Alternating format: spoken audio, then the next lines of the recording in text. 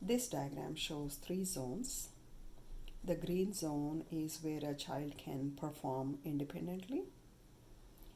This is can do but with support, and the support can be from grown-ups, peers, society, internet, books, or tools. And the third zone is out of the child's capacity.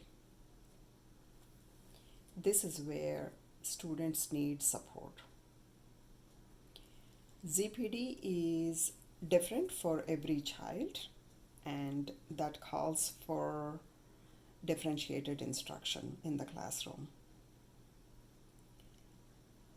Activities like learn at your own pace are ideal to handle differentiated instruction in the classroom. These activities are designed around concepts to stay in the ZPD and work with the child, and let the child practice to master the concept.